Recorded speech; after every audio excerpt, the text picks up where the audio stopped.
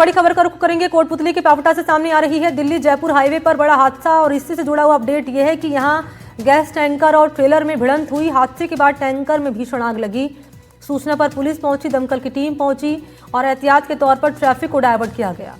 जयपुर से दिल्ली की ओर ये टैंकर आ रहा था। दूसरी लेन से अनियंत्रित होकर ट्रेलर के सामने आने से यह हादसा हुआ था। प्रागपुरा थाना इलाके में हाईवे स्थित पुलिया के पास की यह घटना बताई जा रही है। धांगरोटा में भी ऐसा ही हादसा सामने आया था। तस्वीरें मौके की आपके सामने हम रख रहे हैं। एक बार फिर से मैं आपको जानकारी दे दूं कि यह हादसा हुआ है दिल्ली जयपुर हाईवे पर, जहां गैस टैंकर और ट्रेलर में जोरदार भिड़ंत हुई और इस भिड़ंत के बाद टैंकर में भीषण आग लगी। सूचना पर दमकल की टीम और पुलिस पहुंची और ट्रैफिक को डायवर्ट किया गया। जयपुर से दिल्ली की ओर टैंकर लाया जा रहा था और इसी दौरान दूसरी लेन से अनियंत्रित होकर ट्रेलर के सामने आने से यह हादसा सामने आया। तो ये हादसा कैसे हुआ है? कोटपुतली के प्रागपुरा में हाईवे पर यह हादसा हुआ है और इस हादसे के बाद टैंकर में भीषण आग लगी। टैंकर में केमिकल था, गैस था और ये दावा किया जा रहा है केमिकल और गैस होने का। एहतियात के तौर पर हाईवे को बंद किया गया। ये 3 तस्वीरें आपकी टीवी स्क्रीन पर रख रहे हैं। भीषण हादसा हुआ, आग का तांडव देखा गया। मौके पर दमकल की टीम पहुंची और रास्ते से जाम को हटवाया गया।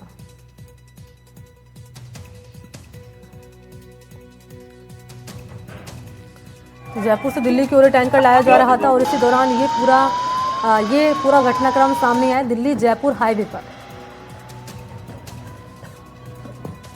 तो लंबा जाम लग गया और एहतियात के तौर पर जाम को, ट्रैफिक को दूसरी ओर डाइवर्ट किया गया। उस समय बहुत भयंकर स्थिति थी क्योंकि बहुत बड़ा हादसा होने से टल गया है। सामानों की मॉर्निंग नहीं थी, उसके बाद आग लगी और उसके तुरंत ही आग लग गई थी। फायर ब्रिगेड कितनी देर में पहुंच गई? फायर 2 मिनट में पहुंच गई थी। उसी वजह से बचाव हो गया। इतना बड़ा हादसा होने से करीब 3 घंटे लग गए थे आग को काबू पाने के लिए। यदि ये नहीं आती तो शायद ब्लास्ट हो सकता टैंकर। अच्छा, आप जब यहाँ पहुंचे थे तो क्या स्थिति थी उस टाइम? यहाँ तो बहुत भयंकर स्थिति थी। आप देख नहीं सकते थे, आप रूम पे खड़े हो रहे थे भाई तुमको कोई आदमी डर नहीं जाए। सभी बचे हुए थे, लेकिन बहुत बड़ा, आप क्या सोचोगे इतनी बड़ी हादसा होने की संभावना थी। पूरा पावटा खाली हो गया। तो गनीमत ये रही कि किसी प्रकार की जनानी नहीं हुई, शायद वो जो ड्राइवर है और जो खलासी सब बच गए ऐसे कैसे, वो कूद के भाग गए थे सब। एक सौभाग्य की बात ये भी है कि सीएचसी भी सामने ही था, तो कहीं ना कहीं दूरी की भी वो रहा। नहीं, दूरी का तो वो सीएससी तो थी भाई। जब बड़ी जन अनुमति हो तो सीएससी पर ले जाते, लेकिन लोग जड़ ही जाते तो क्या करते। लेकिन ऐसी कोई घटना नहीं घटी है और सब भगवान का शुक्र है और सब जनता का शुक्र है। सबने मिल करके और अच्छा सहयोग करके इसमें बड़ा हादसा होने से बचा है। मैं करीबन 9-9 बजे के आसपास पहुंचा था, तो तब ये जो केमिकल टैंकर जो दूसरी तरफ से आ रहा था, एक कोई बस को बचाने के लिए, शायद मेरे हिसाब से सुनने में आ रहा है कि बस को बचाने की वजह से दूसरी तरफ मतलब इसने मतलब रॉन्ग साइड क्रॉस किया और पीछे जो ट्रक आ रहा था उसमें टक्कर मार दी। अब मौके पे पूछे तो हमारी क्या प्रशासन से तो पूरे से सबसे लगातार बात कर रही थी, एमएलए साहब ने सबसे बात कर ली थी। प्रशासन ने जो आज जो तत्परता और सजगता दिखाई है, तो आज एक बड़ा हादसा होने से बच गया और सभी कार्यकर्ता और जो बचाव दल है पूरा मौके में मौजूद था। सब लोगों ने पूरा सहयोग किया और यहाँ का जो कार्यकर्ता जो आज पूरी ट्रैफिक व्यवस्था बनाने में और पूरा मतलब सब लोगों को समझाने में, जैसे आसपास की जो कॉलोनियां हैं उनको भी तत्परता से खाली कराई गई ताकि कोई बड़ा हादसा नहीं हो सके। अब मौके पे जो आग पे पूरे पे काबू पा लिया है और ट्रैफिक को सुचारू रूप से चालू कर दिया गया है। एसडीएम कोटपुतली ने उधर से पूरा कंट्रोल कर दिया था ट्रैफिक को। उधर से हमने ट्रैफिक कंट्रोल करने की कोशिश की थी और जो नगर पालिका पापका में जो हमारी फायर एक्सटिंग्विशर ये फायर ब्रिगेड थी, उससे पूरा आग पे में काबू पाया। उसके बाद तो फिर मैं शाहपुरा एसडीएम साहब से बात करके और जयपुर कंट्रोल रूम से वहाँ से भी हमारी फायर ब्रिगेड आ गई और कोटपुतली से। उसके बाद तो सब आप हैं यहाँ पर, आप देख ही रहे स्थिति अपन ने जैसे आग पे काबू पाया। एमएलए साहब जब पहुंच गए थे, उन्होंने तुरंत प्रशासन को सबको सूचित किया और जब मैं यहाँ आया तो पुलिस प्रशासन पूरी तरह आ गया था और फायर ब्रिगेड भी 1-2 गाड़ी आ गई थी। क्योंकि जस्ट बाद थोड़ी देर बाद आशीष जी यहाँ पे आ गए। आज प्रशासन ने पूरी मुस्तैदी से काम करते हुए इस पूरे आग पे काबू पाया और सब लोगों के बचाव करने का पूरा काम किया। आप यहाँ पहुंचे, क्या स्थिति है यहाँ पे? आग लगी हुई थी, ड्राइवर को हमने भाग के निकाला है। मेरी आपसे फोन पर भी बात हुई थी, उस समय आपने कहा था कि हम तो मौके पर हैं और आग बुझाने के जो प्रयास है वो लगातार किए जा रहे हैं। हाँ, लगातार प्रयास कर रहे थे हम। ड्राइवर को मेरे आने के बाद में निकाला है बड़ी मुश्किल से। दोनों ड्राइवर सुरक्षित है, किसी प्रकार की कोई चोट नहीं है। एसपी साहब से भी हमारी भी बात हुई है, कलेक्टर मैडम से भी बात हुई है। वो उनका कहना था कि हम भी मौके पर पहुंच गए थे और लगातार वो भी यहाँ बैठकर मॉनिटरिंग कर रहे थे। कितनी देर लगी, कितनी देर में आग पर काबू पाया गया? आग पे तो काफी टाइम लगा है, लेकिन तुरंत उसका आग बुझाने के लिए तुरंत हम तैयार हो गए थे। फायर ब्रिगेड भी 5-7 मिनट में पहुंच गई थी और कंटिन्यू पानी की सप्लाई चल रही। दिल्ली की तरफ जा रहा एक केमिकल का टैंकर जो डिसबैलेंस होके और डिवाइडर को क्रॉस करके दूसरी तरफ से आ रहे ट्रेलर से उसकी भिड़ंत हो गई। भिड़ंत होने से टैंकर पलट गया और पलटने से जो केमिकल टैंकर है उसने आग पकड़ ली। अच्छी बात ये रही कि जो दोनों वाहनों के जो चालक थे वो सुरक्षित निकाल लिए गए।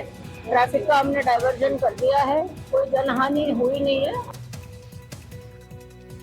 तो प्रदेश की भजनलाल सरकार अब अपराधियों को माफ करने के मूड में बिल्कुल नहीं है। इसी की बानगी देखने को मिली है कोटा में। शातिर हिस्ट्री शीटर आदिल मिर्जा के मकान को ध्वस्त करने के लिए बुलडोजर गरजा। कोटा के सांगोद इलाके में अवैध अतिक्रमण से बनाए गए मकान को प्रशासन ने ध्वस्त कर दिया। किसी प्रकार का विरोध ना हो इसके लिए पुलिस का जाब्ता लगाया गया था। ड्रोन से निगरानी की जा रही थी। पुलिस प्रशासन की मौजूदगी में ये कार्रवाई सामने आई है। कोटा से हमारे सहयोगी हैं शाकिर अली, उनकी एक रिपोर्ट।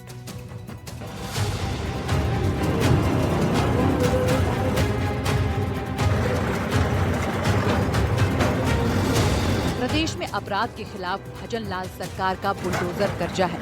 अपराध और हिस्ट्री शीटर्स के खिलाफ अब सरकार सख्त नजर आ रही है। राजस्थान की भजनलाल सरकार ने कोटा ग्रामीण जिले के सांगोद थाने के हिस्ट्री शीटर और 25 पैसे के इनामी बदमाश आदिल मिर्जा की अवैध संपत्तियों पर बुलडोजर चलाया है। सरकार की तरफ से पहले नोटिस जारी किया गया था और नोटिस की मियाद खत्म होने पर रविवार को आदिल मिर्जा के 2 मकानों को एक एक कर गिराया गया है।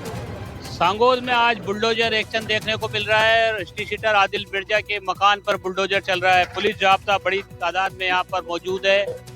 सुरक्षा के मद्देनजर पुख्ता इंतजाम किए गए हैं। आदिल मिर्जा पर 34 मुकदमे दर्ज हैं और इस मुकदमों के मद्देनजर उसको जो है पहले नोटिस जारी किया गया था और नोटिस के बाद में अब जो है बुलडोजर एक्शन यहाँ पर हो रहा है। मेरे साथ जो है DYSP मौजूद है सांगोद के, उनसे बात करते हैं। सर, ये किस तरह की कार्रवाई है और पुलिस जाब्ता कितना तैनात है? ये अमृत खेड़ी में जो अतिक्रमण थे उनके संबंध में नगर पालिका ने पुलिस प्रशासन से जाब्ता चाहा था, तो आज उसी के क्रम में ये अतिक्रमण हटवाए जाने की कार्रवाई की जा रही है। कितना जाब्ता तैनात किया गया है सर? हाँ, करीब 150 करीब आदमी सर्कल और सभी ग्रामीण पुलिस से करीब 150 के आसपास जाब्ता तैनात। आदिल मिर्जा हिस्ट्री शीटर भी है सांगोद का? है, HS है, हार्डकोर है आदिल मिर्जा, उसका मकान भी है। ग्रामीण जिला पुलिस ने मोडक थाना क्षेत्र में आरोपियों को खेतों से गिरफ्तार किया था और अभी वो सलाखों के पीछे है। 25 पैसे के इनामी बदमाश की सारी हेकड़ी निकालने के लिए भजनलाल सरकार ने ये कार्रवाई की है ताकि बदमाशों में कानून का डर कायम रहे। सांगोद के हिस्ट्री शीटर आदिल मिर्जा के खिलाफ प्रशासन ने सख्त रुख अपनाया है। नगर पालिका सांगोद क्षेत्र के अमृत खेड़ी गाँव में स्थित आदिल मिर्जा के आलीशान मकान को ध्वस्त किया गया। मकान अवैध रूप से बावड़ी श्रेणी की सरकारी जमीन पर अतिक्रमण कर बनाया गया था। सांगोद थाने का हिस्ट्री शीटर है आदिल मिर्जा। आदिल मिर्जा की अवैध संपत्तियों पर बुलडोजर चला। आदिल मिर्जा पर 34 आपराधिक मुकदमे दर्ज हैं। 9 और 11 जनवरी को कोटा पुलिस पर गोली चलाने का आरोप। उसके बाद पुलिस ने आरोपी को किया गिरफ्तार। 3 साथियों और हथियारों के साथ आदिल मिर्जा गिरफ्तार किया गया। 10 जनवरी को अतिक्रमण हटाने का नोटिस चस्पा किया गया। नगर पालिका ने 10 जनवरी को अतिक्रमण हटाने का नोटिस दिया था, लेकिन तय मियाद पूरी होने के बाद भी अतिक्रमण नहीं हटाया गया तो प्रशासन ने सीधी कार्रवाई करने का फैसला लिया। आदिल मिर्जा के 2 अलग अलग मकान अतिक्रमण कर